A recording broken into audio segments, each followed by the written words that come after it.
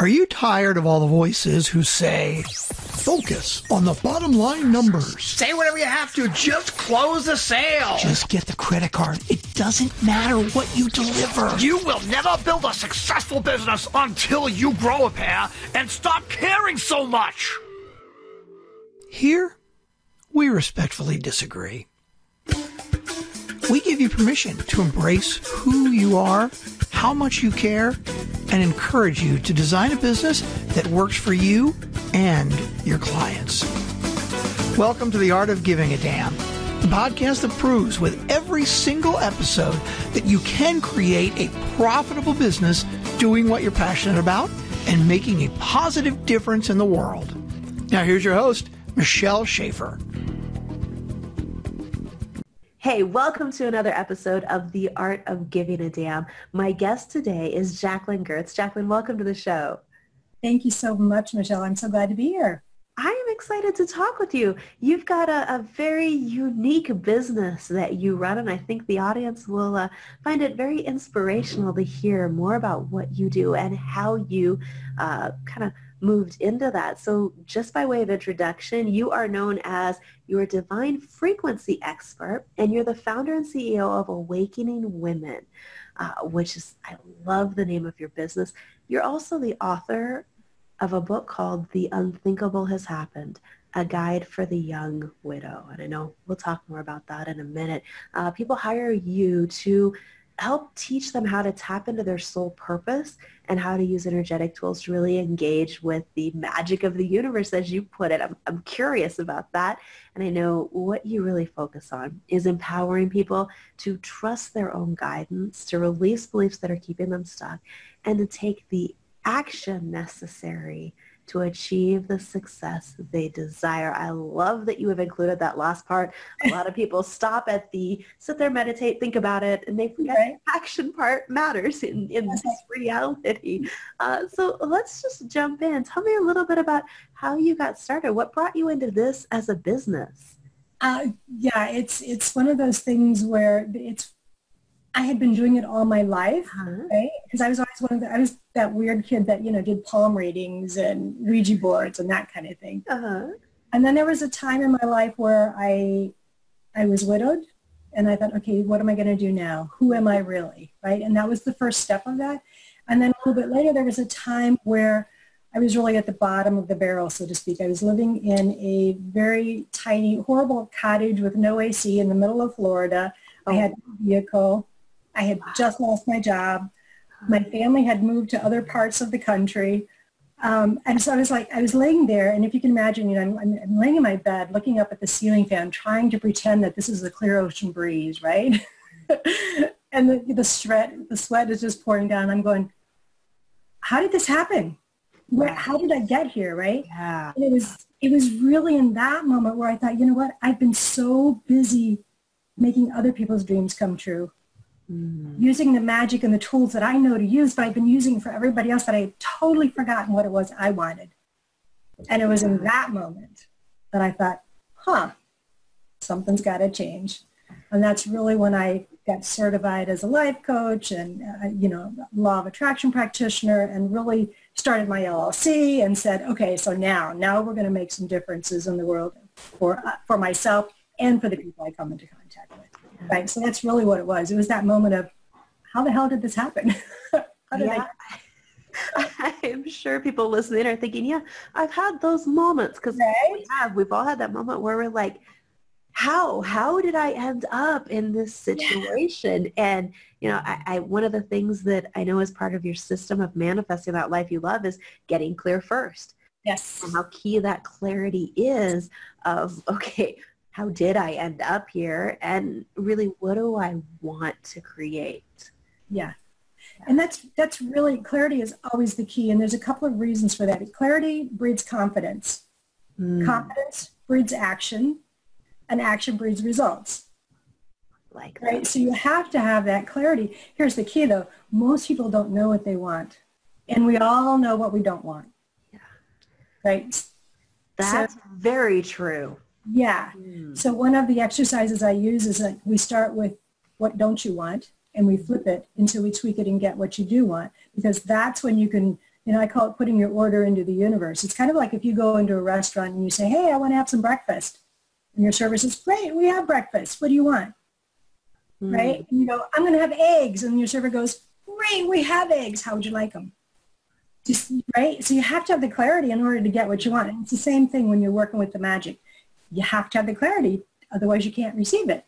Right. Yeah. And you don't know when you have is the other thing that I find so interesting. Sometimes I'll do that exercise with clients and we'll go through, okay, what's the business you actually want? What's the life you want? What would your perfect regular day, not the one sipping, mimosas on the beach in a foreign country, but your perfect regular day, what does that look like? And when people go through that, they're like, oh, I'm already partway there. Like some of these things I have in place. And it's one of those things where you've got to go, yes, that's why you need to know what you want so that you realize when you have it as well as so that you can create it. So true. So true. Yeah, you're absolutely right. Because a lot of times they're sitting there and they don't even recognize it. That comes into another piece of it is once you recognize it, you can have gratitude for it. Gratitude is a huge, huge energy that will bring all kinds of stuff to you. And if you don't have that, if you don't recognize it, you don't see the gratitude and you can't raise your vibration. You know what I mean? It becomes this cycle, right? Yeah. So yeah, you're absolutely right. Recognizing it. Yeah, let's talk about that one for a minute because I know that's something that people struggle with, right? Life can be challenging and sometimes it's hard to switch your focus from the things that aren't quite going the way you want into a place of gratitude. So what do you suggest for people when they say, Jacquelyn, I want to be grateful. I want to focus on the positive things, but I keep getting trapped in, a negative thought spiral but there's these things bothering me that aren't the way I want them. Yeah. Where do you start to change that? That's a really, really good question because we run into these things like, well, right now I can't see anything that's good. Yeah. Right? There are those situations. Here's what I have found though. It really is a perception. And you have to create a new thought pattern. And a new thought pattern is simple, but it's not easy because it takes practice. It takes consistency. But here's the thing about it is if you can begin with something tiny, the smallest thing that you can just wake up and say, wow, I can see. That's pretty cool. I have a computer. That's pretty cool. It can be something that you just take for granted and so simple. What will happen though, the law of attraction is all about vibration. It's all about like attracts like. If you will start that process of finding gratitude in the littlest things, the law of attraction, the universe, the energy will bring you more thoughts like that. And it becomes easier. So that's the one piece of it. Here's the other piece of it though, that for me was a real eye-opener. I was widowed at a very young age, like you mentioned, the book that I wrote. And during the whole time after, I was living in Germany. I have 2 young kids. We had a business, all of these things, right? And all of a sudden, my world is shattered. So the only thing that kept me going was, there's got to be a reason. There's always a reason. There's got to be a reason. Now, looking back at that, I can see the gifts in all of the things that have happened since then. So the perception then, what I tell my clients now is you have to remember, you have to have an awareness that no matter what's happening around you, there is a gift in it. I promise you there is a gift in it. You can't see it yet. It might be years before you see it, but I promise you there is a gift in it. And when you can hold that awareness, it shifts. It helps you shift into that gratitude easier. Makes it a little less daunting of a process. Yeah. Well, if you can find a gift in an experience like that, then I can see how you can say, there is a gift in anything. And it's easy to say, it's harder to find, but I can see where that mindset of just what's the gift in this, asking yourself that question is really powerful. Because it will shift your perspective on it. Just the question will shift your perspective. It will put you in a different frame of mind because the mind always looks for proof. When you ask that question, it's going to go look for proof. Okay, well, where is it? So let's actually talk about that one because I know I have the right person to ask this of. I think, I would guess probably almost everybody who listens to my podcast has watched The Secret, right? And, you talked earlier about visualizing the different things. And there's that scene in The Secret where it talks about, sit down in your chair. Imagine you're in your fancy sports car and you're driving down the road. And what you just said is what my challenge with it is like your brain does immediately look for proof. It goes to, like, this is a chair. This is not a sports car. And I think when we look at something like affirmations or visualization and manifestation, there is that like, no, but that's not reality that happens in the brain when we try to do that. So what do you, because I know you do teach affirmations and manifestation. So how do you advise people to reconcile that and do it in a way that works? Great question. I run into this all the time. Yeah. So there's a couple of things about that. Your brain will always look for proof, right? So there's a couple of games that you can play to start creating proof for your brain. I'll go into that in just a moment. Okay. However, the easiest way is to create an affirmation that will allow your brain to accept it. So for example, I like to use money because people are usually struggling with money. So let me just give you an example with that. So you could say, you got to include gratitude and an emotion, right? In the present tense. So you could say, I am so happy and grateful now that I have $50,000 in my savings account. Okay. Yes, right? And that little voice comes up and goes, liar, liar, liar, right? And all of that energy is destroyed, right? So that's what you're talking about, right? Yes. Yeah. So what you do is you say, I am so happy and grateful now that I'm in the process of having $50,000 in my savings account. Now, if you have $1, if you have 50 cents in your savings account, your brain's going to go, 50 cents closer. Yeah, that makes sense. I like that tweak. Yeah, and even if you find a penny, in a couch cushion or on the floor, on the ground somewhere, your brain's going to go, oh, penny closer. Right? I like that. Yeah, that makes sense. You're in the process and your brain will stop the liar voice. Okay. Right? That's one piece. So now with the car, you would have to tweak it to a point where you get it. So I would take a picture of myself in the car. I would, like when I got a little Z3 BMW Sports Roadster, right? Oh, cute. Yeah, it's really cute, it's really fun, and I manifested that. And the way I did that was I went and took a picture of myself in it at a dealership. Okay. And I put that on my vision board. And I remembered what it felt like to drive it, to have the wind blowing in my hair, and what the smell of the leather, and all of that. So those are pieces of the visualizing, and you can still be in the process of it because now I know where it is. I know where I can buy it. I know how much it costs. I can start working towards that. Right. So again, it's the clarity where your brain's going to go, okay, you are in the process of owning that. You're getting there. You're moving towards it.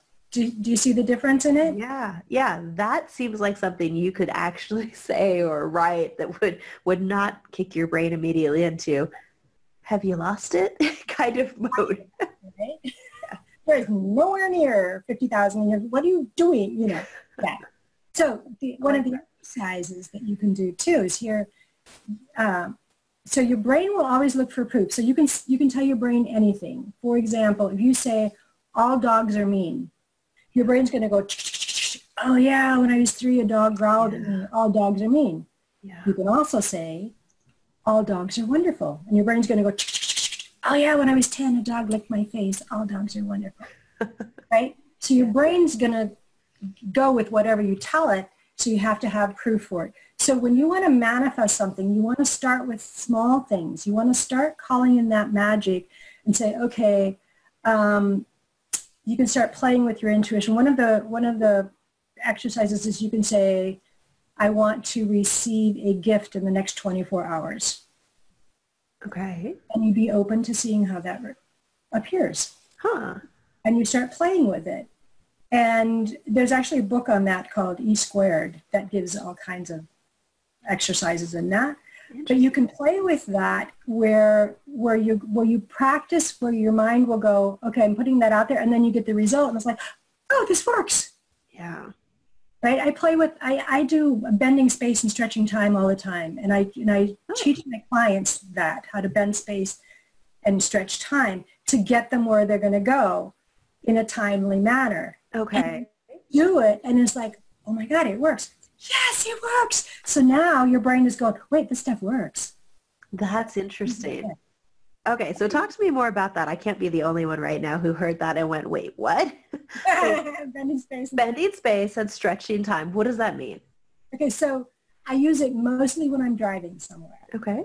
Okay, so, and I am notorious for packing a lot of things into a day because I know I can stretch time, right? So that means I don't leave on time to get to where I'm going to go very often. So it's like, probably should have left 10 minutes earlier, right? So now I've got to bend space and stretch time to get there on time. And I, it's really a game that I play with myself. So when you begin to bend space, it's like if you have a roadmap, right? A paper, well, let me do it differently. If you have a ribbon that is your road, right? This is where you're starting, this is where you're going, right? So you've got all this ribbon, this in between. If you bend that ribbon and it becomes a loop, and you put the destination, the starting point and the destination together, all this down here is the space in between. But this is bending space because now you've bent it and now it's right there. Okay. Right? So now once you've done that, you can bend space. You have to visualize that. You're bending it, but you have to visualize yourself arriving where you're going. From the moment you get in your car, you visualize where you're going. So you're bending space. Now you've got to stretch time to make sure in the process of bending the space that you still can manage to get there. So mine is always bending space and stretching time get me there with plenty to spare. That sounds like a whole nother level of the idea of affirmations and manifestation. That's interesting. I haven't heard anybody describe that before. Try it out. Play with it. If you're going somewhere, when you get in the car, bending space and stretching time, get me there with plenty to spare, and you will get there on time. It doesn't work 100% of the time, but a lot of the time. That's very interesting. I will have to keep that in mind. Yeah. It is interesting because I think to a degree when you look at what you said a second ago about like packing a lot of things into your day, things expand to take the amount of time we allow them. And so setting the timers and saying, nope, 30 minutes, this will be done. Yes. It's sometimes amazing what we can actually do if we focus and we have that container for it of, this has to get done in this much time. Some of the busiest people I know are the most productive people that I know. So there's something to that idea of being able to really stretch time or shrink the amount of time something takes when you look at it. Well, if you think time is a linear construct of the human mind, time is actually an illusion. So if you're ever in the zone, like you're doing something you love to do, an entire day can go by and you don't even notice it. Yes. Right? That is definitely true. Yes, and it's the same concept. It's the same thing. It's time is an illusion, and it depends on how we choose to play with it. Well, one of the things that comes up for me anytime I'm talking to somebody who works in the areas, the fields that you do is this idea that, and the secret is one example of it. I know people who absolutely swear by it, this works for me, and other people who've tried it and it hasn't worked. So what do you feel like is the difference for people in whether these types of ideas and concepts work for them or not? Mm-hmm. Great question. And I get this a lot too. A lot of times they don't take the action. Action is a big piece of it. You cannot just sit and visualize. You have, you can't sit on the couch and visualize you're going to win the lottery. You have to at least go buy the lottery ticket, right? I mean, there's an action piece involved in it, right? So that's the first piece of it. The other piece, though, is we have so many, it's such a typical phrase, but it's so true, limiting beliefs. We have so many thoughts running around in our brain that we heard when we were small. It's usually the first 7 to 9 years of our lives where somebody told us we are not the amazing, perfect beings that we came in knowing ourselves to be. Right? Every baby comes in expecting to be celebrated and cared for, and I'm amazing. Yeah. Every baby comes in with that, and at some point we're told or left to believe that maybe that's not true. Yeah. And those are the beliefs that then sabotage us when we go to create something different, because then it's like, well, do I really deserve that? It comes down to the I'm not enough stuff, things like that. And there's a lot of tools to work through that stuff, but really there's another piece of that. That's usually the piece of it, is that there's something in ourselves that's blocking it. Okay.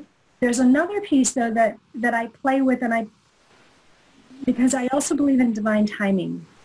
I believe in soul contracts and soul purposes, and sometimes we have to gather that education, that wisdom through several years in order then to explode or launch into what it is we truly desire. Okay. So there's both pieces of that, and it really depends on the individual, and that that comes out with the work that I do with people to figure out, is this a divine thing that you still require some education and wisdom in your life process? Mm-hmm. Or is this your own thought saying, no, I don't deserve this? Yeah. I think that's something that when we actually stop and think about it, most of us can even identify those points, like you said, in the first 7 to 9 years of life, where we thought we were amazing until someone told us otherwise. And something happened that, then our brain goes and looks for that evidence of why we shouldn't do something, why we can't do something. And it can be tough to unwind all of that and get yourself back into a place where you believe, you are a being with a purpose here on earth. Yes. And, you've got to figure out how to fulfill that. But what advice do you give people when they are struggling with letting go of limiting beliefs of, somebody, a teacher or another kid or my parents or whoever told me I couldn't do this or I wasn't good at this? Like, where do you start to unwind those? So the very first thing is to remember it's not real. It's a lie. It's only somebody's opinion. It's not real. It's just somebody's opinion. Yeah. And it might even be your opinion. That's where it gets tough, I think, because we internalize those things that other people say to where it's hard to look at it and say it's just opinion because we've chosen to believe it. Right. So when it becomes your opinion now, first of all, it's the awareness, like, well, it's interesting. Why do I have that opinion? Yeah. That's interesting. Why do I have that? And then you can start questioning. So the question that will open up your creativity and open up to something different is, I wonder. I wonder what it would be like if I didn't believe that. I wonder if that's true. I wonder. That opens up that childlike access to creativity. That's the first piece. Start wondering about it. You don't want to take it as a fact, right? Because it's just an opinion. It's not real. It's not real. That's the key. It's not real. It's just an opinion. So I wonder what else is possible if I didn't believe that. What could I believe instead? And then you can start, then your brain will go to start looking for, well, why am I wonderful? I wonder what makes me lovable. Your brain's going to go find proof for that. That's really, really interesting.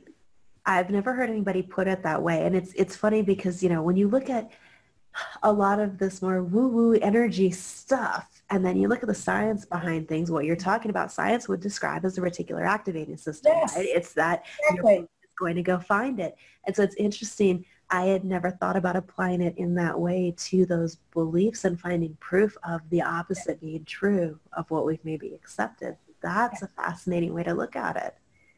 And then you can take that a step further and you start doing mirror exercises. When you look at yourself in the mirror, you say, I love you and I approve of you. I love you and I approve of you. And here's the key to that. The brain, because I love the science as well. I love quantum physics. I love the way the brain works. I love how it all ties in with the energy and the magic. So when you start doing that, now you're playing with the brain in the other way, that the brain loves familiarity. The brain loves what's familiar. So when you create a new familiar thought, I love you and I approve of you, now you've created a new self-esteem energy that's building. And then that goes into the different chakras and, all the energy pieces of it. But it all builds on one another. That's really fascinating. I remember one time a coach gave me the exercise to write a list of 10 positive things about myself and stand in front of a mirror and read them. And I literally couldn't do it. It was that hard for me to let go of where I was at the time and my own beliefs about myself. I was just like, I stood there and cried because I couldn't say those positive things. And I think there's a lot of us, I think most people actually have had those things happen in life that we chose to internalize. I mean, when you're a kid, it's hard not to, right? Right. It goes straight in. It does. It becomes part of who you are in a way that is really hard to pull yourself out of that later. And it is something that, like you said, it's about the awareness and then making the choice of, okay, I want to reprogram this. And it's not always, snap your fingers easy, but it's possible to do. It is totally possible. And this is why there are a lot of people like myself who work in this area, because, there are so many of us. And I mean, I'm no different. I had tons of things. I have an eye that's blind. It used to stick out straight to the side. The kids were horrible. I mean, this is all kinds of things that, we have programming from when we're a child that, oh, you can't ever do anything. Right. You're certainly not good enough. And it's okay to acknowledge that that's what was programmed. Yeah. And it's up to you to shift that. If you desire to really shine your light and recognize the brilliant God spark that you are, it's up to you to change it. You get to do that. Because here's the other piece of it. I'm going to add this real quick because I know we're running out of time here. But everyone is in an important piece of this jigsaw puzzle we call life. Mm-hmm. So if you recognize, what does a puzzle look like when a piece is missing? Mm-hmm. It's incomplete. It's not whole. So no matter what kind of programming you had, you matter. You're here for a reason. And it's that brilliant light that you shine that you get to uncover again and access again. Love that. I love that. Totally agree. I think everybody is here for a reason, and we're not complete until we step into whatever that is and get it out there. That's awesome. Well, let's let people know where they can go to find out more about you. And I know you've got a cool project that you're getting ready to put out there. So talk to us about that. Wonderful. Thank you. Well, first of all, they can find out more about me at JacquelynGioertz.com. There's actually also a gift for them, for your audience there. It's the Manifesting 101 guide that they can download on that website, Jacquelyn. Okay. Awesome. We'll make sure there's a link somewhere near where you are listening or watching this that you can click and go grab that. If the kind of tweaks that Jacquelyn shared to manifesting an affirmation, she's like, yeah, that makes sense. Go grab the guide. It'll be useful for you in figuring out your next step along that path. Absolutely. Thank you. So the next project that we have coming up, it's called Wildly Magical, and that's magic school for everyday life. It's like magic for the masses. So it's really, it's a membership service where every month you're going to get access to teachings about how to really engage those unseen forces that are awaiting your command. Interesting. And there's an option there that if you choose, you can also receive a box delivered to your home with magical tools that coincide with the teachings of that month. So we're very excited about that, and that's at wildlymagical.com. Very cool. We'll make sure we include that link too. It's always interesting to me to watch and see how different business types are scaling themselves up and looking at, okay, this is my message, this is my thing. How do I get it out there to more people when there's only one of me? And some of that might be bending space and that kind of stuff, but some of it is the solid business models of looking at, okay, how do we turn this into a membership site? How do we turn this into a program to get it out there to more people? So I love that you've taken what you do and figured out how do you literally put it in a box that you can share and more people can learn from what you offer. So that's awesome. Thank you. Thank you. Well, thank you so much for taking time to jump on with me today and answer some of those questions that I'm sure you've gotten a million times, but that most of us have about all of that, kind of foggy feeling world sometimes of affirmations and manifestation. And I think you brought out some really great points that'll have people thinking a little bit differently about how they approach their visualization and those pieces of things they're doing to really create that life they want. Awesome. Well, thank you so much for having me, Michelle. It was awesome. Absolutely. Conversation. Thank you.